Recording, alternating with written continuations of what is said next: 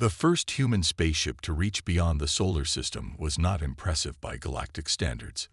It was small, slow, and built more for research than combat. The aliens who intercepted it found the lack of weapons almost amusing. Captain Mark Davis stood on the bridge of the Earth Explorer as the massive alien vessel appeared on their scanners.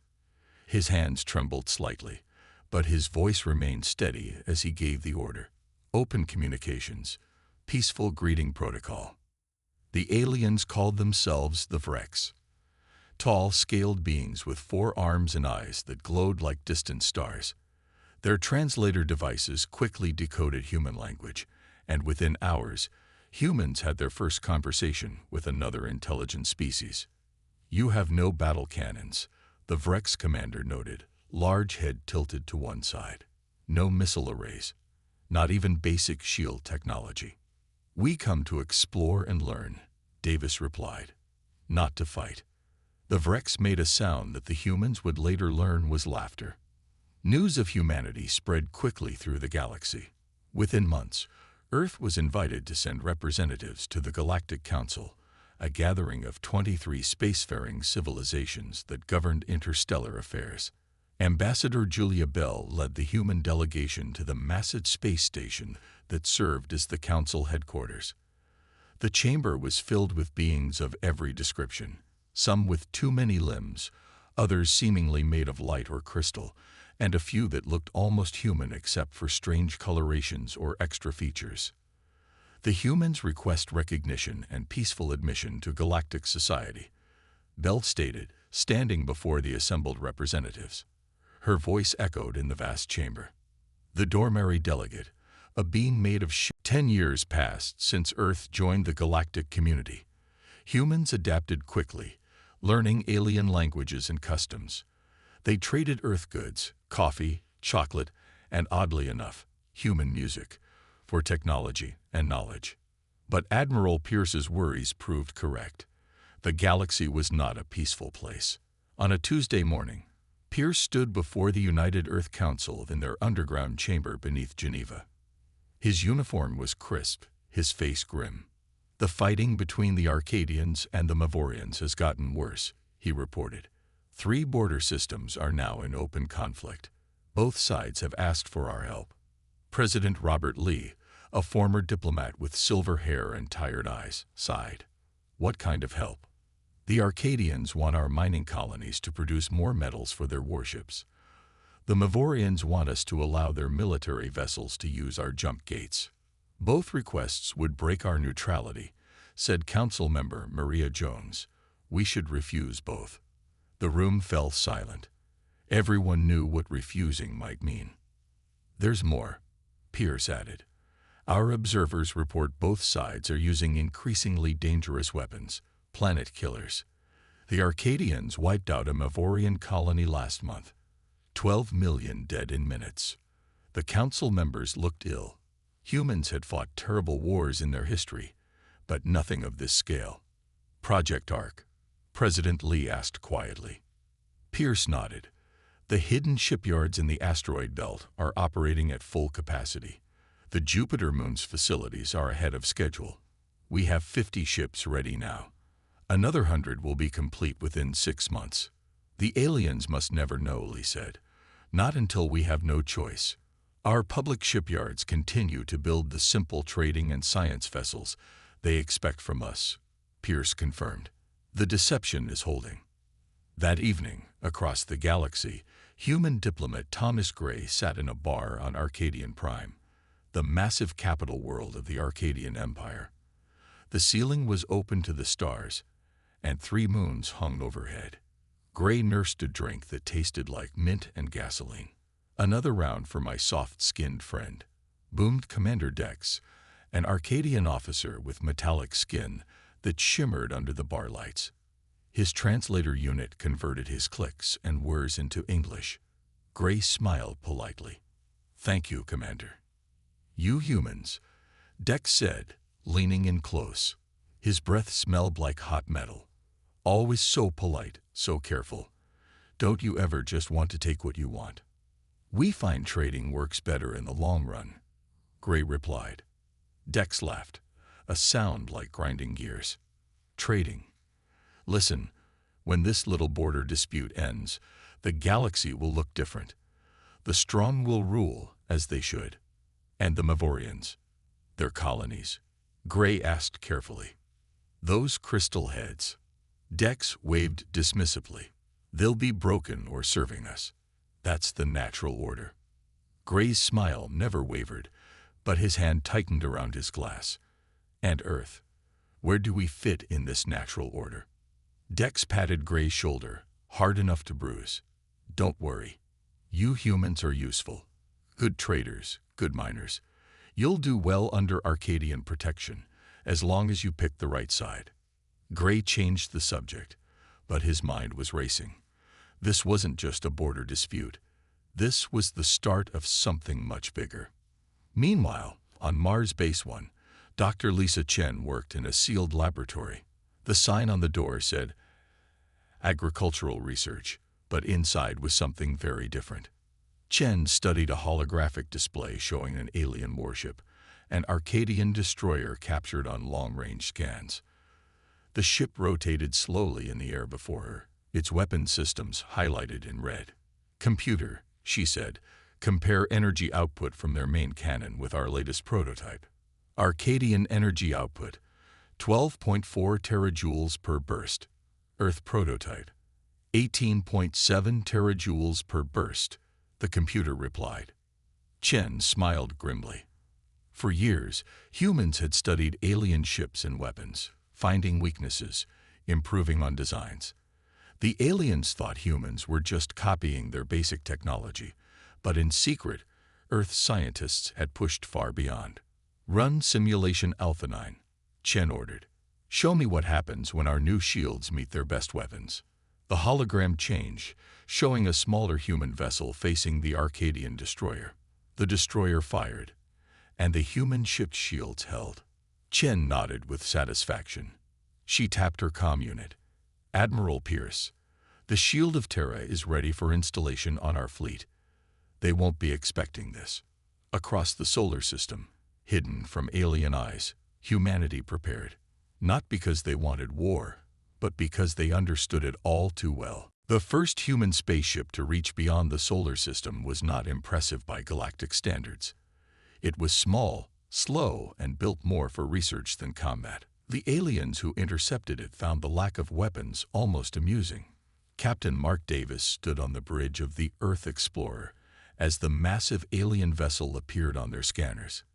His hands trembled slightly, but his voice remained steady as he gave the order. Open communications, peaceful greeting protocol. The aliens called themselves the Vrex. Tall, scaled beings with 4 arms and eyes that glowed like distant stars. Their translator devices quickly decoded human language, and within hours, humans had their first conversation with another intelligent species. You have no battle cannons, the Vrex commander noted, large head tilted to one side. No missile arrays, not even basic shield technology. We come to explore and learn, Davis replied, not to fight. The Vrex made a sound that the humans would later learn was laughter. News of humanity spread quickly through the galaxy. Within months, Earth was invited to send representatives to the Galactic Council, a gathering of 23 spacefaring civilizations that governed interstellar affairs. Ambassador Julia Bell led the human delegation to the massive space station that served as the council headquarters. The chamber was filled with beings of every description, some with too many limbs, others seemingly made of light or crystal, and a few that looked almost human except for strange colorations or extra features. The humans request recognition and peaceful admission to galactic society, Bell stated, standing before the assembled representatives. Her voice echoed in the vast chamber. The Dormari delegate, a being made of shifting blue crystal, leaned forward. You bring how many warships to protect your interests? None, Bell answered. We seek friendship, not conflict. A ripple of what could only be described as chuckling moved through the chamber. The Arcadian representative, a being with metallic skin and glowing red eyes, spoke next. In all our 10,000 years of space travel, We have never encountered a species that achieved faster-than-light technology without developing planetary defense systems first. How do you protect your homeworld? Bell explained Earth's minimal defensive capabilities, emphasizing humanity's desire for peaceful cooperation and scientific exchange. This time, the laughter was unmistakable. "Perhaps they taste too bad to be worth conquering," joked a reptilian delegate, causing more laughter. The council president, a tall, thin being with skin like polished obsidian, raised six-fingered hands for silence. Despite their unusual approach, humans have achieved spaceflight. Our laws are clear. They may join our community, though they must understand that we cannot promise protection. The vote passed easily. Many council members saw potential profit in trading with these strange, defenseless newcomers. Others simply found humans entertaining, like watching children playing at being adults. Over the next 5 years, human diplomats and traders spread throughout known space. They set up small colonies, established trade routes, and eagerly absorbed knowledge from older civilizations. Human ships, now with better engines thanks to alien technology, traveled farther and faster. But everywhere they went, the story was the same. They were mocked for their peaceful approach. Alien military officers would pat human captains on the back and tell war stories, laughing when the humans showed discomfort.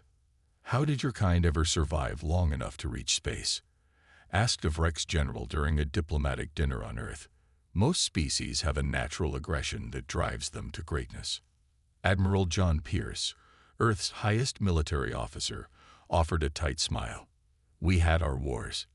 We learned from them." "Little ones, unsure," the general replied, dismissing the comment with a wave of his upper right arm. "Real war, galactic war, is something your kind simply doesn't understand." That night, after the aliens left, Pierce sat alone in his office and opened a sealed file on his computer.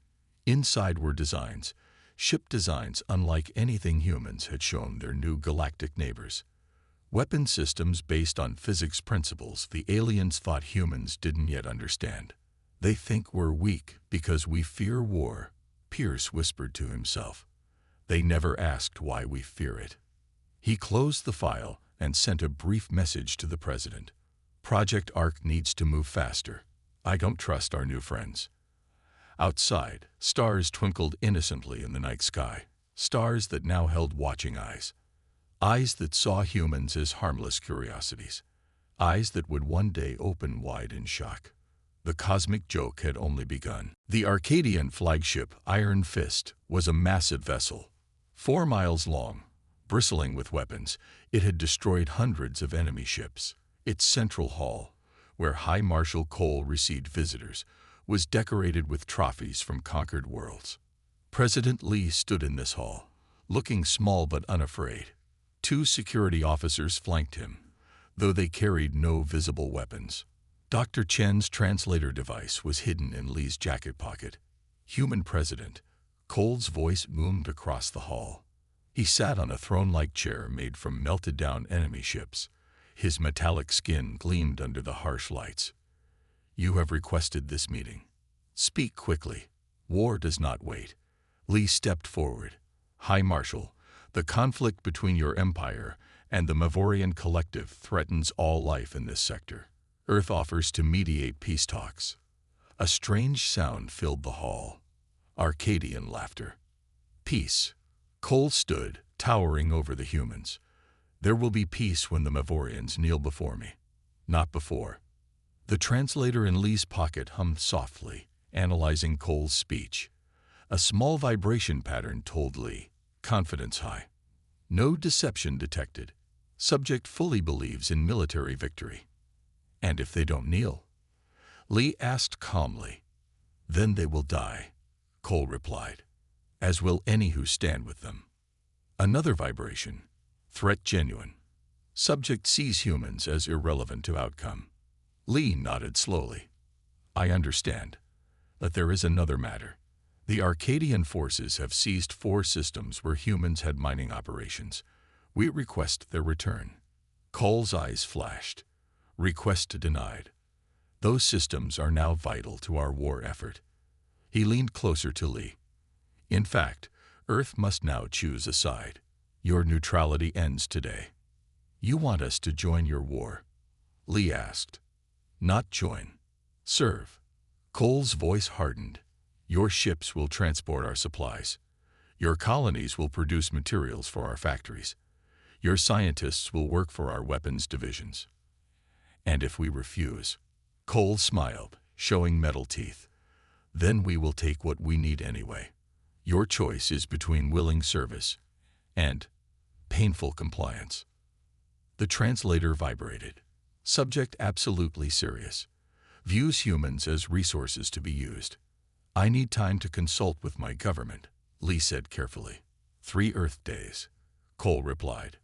Then we expect your full cooperation. Later that same day, Lee stood in an almost identical meeting with Empress Zira of the Mavorian Collective. Her crystalline body refracted light in beautiful patterns, but her words were just as cold as Cole's. The Arcadians will destroy everything in their path, she told Lee. Only by standing together can smaller powers survive. The translator vibrated. Partial truth. Subject primarily concerned with gaining allies, not protection. What would an alliance with Earth mean? Lee asked. Your ships would carry our wounded. Your planets would shelter our refugees. Your orbital platforms would host our defense systems. Her crystal eyes fixed on Lee. Simple duties for a simple species. And if we remain neutral? Neutrality is death in this war. Zira's voice hardened like diamond. Choose the Arcadians, and we will shatter your worlds when we win. Choose no one, and both sides will take what they need from you anyway. The translator confirmed. Both great powers saw Earth as nothing but a resource. Back on Earth, the council gathered to hear Lee's report. The room was tense as he described both meetings. Neither side respects our neutrality, he concluded. Both demand our servitude. Both threaten destruction if we refuse. Admiral Pierce spoke up. It's time, Mr. President. Project Ark is ready. Lee looked around the room at each council member. We built these ships hoping never to use them. We prepared for war while praying for peace. He sighed deeply. But now war has come to us. The vote was unanimous. The next day, Lee addressed the people of Earth and its colonies. His face was broadcast to every human settlement across 12 star systems. Citizens of Earth, he began, for generations, we have worked to put the horrors of war behind us. We joined the galactic community seeking friendship and knowledge. His expression hardened. But now, forces beyond our control have brought war to our doorstep. He paused, the weight of history on his shoulders. The Arcadian Empire and Mavorian Collective both demand our submission. Both threaten our destruction if we refuse. His voice grew stronger. I have informed both powers that Earth will enter this conflict in 7 days. Not as a servant, not as a victim. Behind him, a screen showed images of the first human warships emerging from hidden bases. They thought us weak because we feared war, Lee said. They never asked why we feared it. The speech ended. The countdown began. In the darkness between worlds, humanity's fleet gathered. The invitation to doom had been delivered, but not to humanity. The battle for Centauri system was in its 3rd day when human ships arrived. Arcadian and Mavorian fleets circled each other like ancient predators, firing massive weapons that lit up space. Already, 2 planets lay burning, their surfaces cracked by energy beams. Neither fleet noticed the human ships at first. Why would they? Humans were not warriors. Captain Rivera sat on the bridge of the Defiance, watching the alien ships on his display. His crew worked silently at their stations, faces grim. Count, Rivera asked. 42 Arcadian vessels, 37 Mavorian, replied his tactical officer. Both sides have taken heavy damage. Rivera nodded. Send the signal to the fleet. Throughout the human fleet, captains received their orders. 100 warships, hidden for years, now moved into attack formation. Open communications, Rivera ordered. All channels, all languages. His communications officer pressed several buttons. Channel open, sir. Rivera stood, straightening his uniform. This is Captain Jack Rivera of the Earth Defense Fleet. The war you have brought to our doorstep ends today. Power down your weapons and prepare for boarding. For a moment, nothing happened. Then both alien fleets exploded with messages. Human ships detected. Unknown vessel configuration. What trickery is this? Finally, the Arcadian commander responded. This is Battlelord Vex of the Arcadian Empire. Human, your bravery is amusing but foolish. Leave now or be destroyed with the Mavorians. The Mavorian leader added, Earth vessel, you have no place in this battle. Depart or face destruction. Rivera smiled without humor. We gave you a chance for peace. You chose war. He turned to his tactical officer. Begin Operation Thunderclap. What happened next would be studied in war colleges across the galaxy for centuries. The human ships did not fight like the aliens expected. They did not form battle lines. They did not follow the accepted rules of space combat. Instead, they moved like water, flowing around the larger alien vessels, attacking from impossible angles. What are they doing? Battlelord Vex shouted as 3 human ships darted beneath his cruiser's shields, firing weapons that sliced through armor like it was paper. The human ships carried weapons unlike anything the aliens had seen, not more powerful, but smarter. Targeted EMP bursts disabled ship systems without destroying them. Precision strikes took out weapons while leaving life support intact. Shield frequencies changed constantly, making them nearly impossible to penetrate. On the bridge of his flagship, Battlelord Vex watched in horror as his fleet's formation collapsed. Fight back, he screamed. They are just humans. But the humans were everywhere and nowhere. Their ships moved in ways that defied normal space tactics, as if each captain could read the minds of the others. In the command center of the Mavorian flagship, things were no better. Our shields are failing, reported a crystal-faced officer. 3 more ships disabled. We cannot target the human vessels. The Mavorian commander, her crystalline form cracking with stress, made a desperate decision. Combine all remaining ships. Form the crystal spear. The Mavorian ships began to merge, forming a massive weapon that could destroy whole planets. It was their humanity had hidden its teeth until pushed too far. Now the galaxy would learn why Earth had tried so hard to avoid war. Part 6. The species that feared war. News of the Centauri victory spread across the galaxy faster than any ship could travel.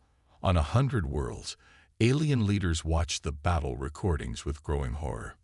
The Vrex High Council gathered in their nest chamber, 6-limbed bodies twitching nervously as they viewed the footage. Impossible, hissed the Prime Thinker. The humans had no war fleet.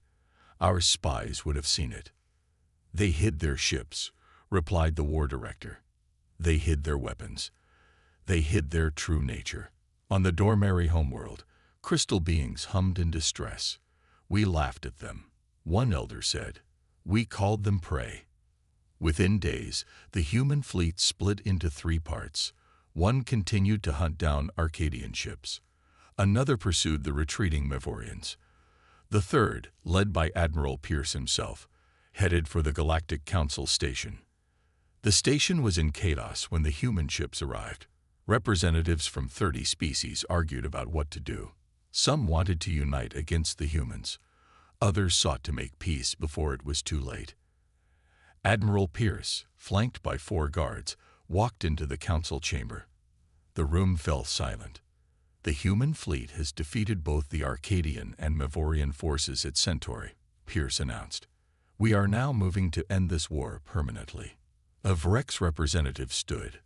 By what right do humans interfere in a conflict between greater powers? Pierce's eyes were cold. By the right of self-defense. Both empires demanded our submission. Both threatened our worlds. He looked around the room.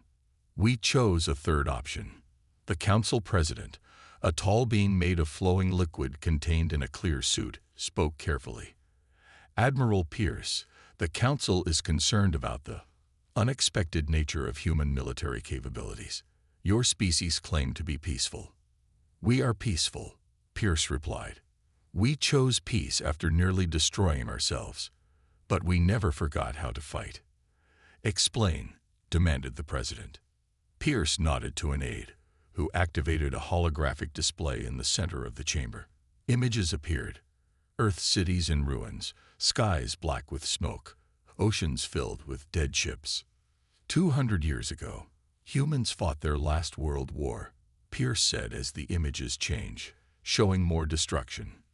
2 billion dead. Cities turned to ash, continents poisoned for generations. The aliens watched in silence. "We did this to ourselves," Pierce continued. "No outside enemy, no invasion. Just humans killing humans over land, resources, power." The images shifted again, showing the rebuilding, the slow healing of Earth. "We chose peace because we had seen the alternative," Pierce said. "We united our world because division had nearly killed us. We buried our weapons because we knew their cost." One of the alien representatives, a being that looked like a collection of floating spheres, moved forward. "Then why build new weapons? Why hide them from the galaxy?" Pierce laughed without humor. "Because we read your histories. Because we watched how the peaceful species were treated. Because every time we suggested diplomatic solutions, you laughed at us." The truth hit the council like a physical blow. The humans hadn't been weak. They had been recovering, learning, preparing. "What happens now?" asked the council president. "Now we talk peace," Pierce replied. "Real peace, not empires conquering smaller worlds, not strong species bullying weak ones." "And if we refuse?" asked the Arcadian representative, one of the few still permitted to speak for his people. Pierce's face hardened. "Then you've learned nothing. And we will teach the lesson again."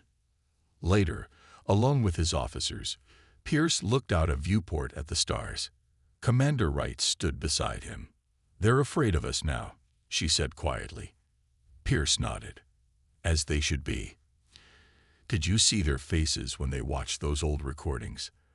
They had no idea what real war looks like." "Because they never fought total wars," Wright replied. "Their conflicts were about conquest, about glory. They never experienced war that threatened their very existence. That's why they never evolved beyond it," Pierce said. "They never had to." On Earth, President Lee addressed his people again. The victory was complete. Both the Arcadian Empire and Mavorian Collective had surrendered. Their war fleets were disabled.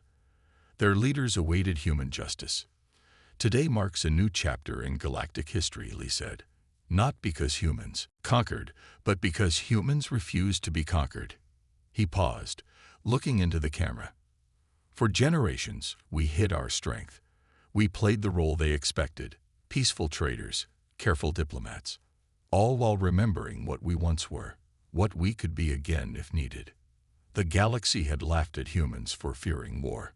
Now they understood. Humans didn't fear war because they were weak. They feared it because they were masters of its terrible art.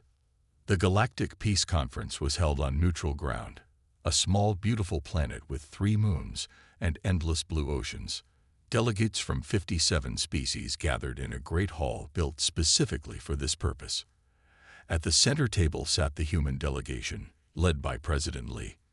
To his right sat the new Arcadian leader, Cora, who had replaced the disgraced High Marshal Cole.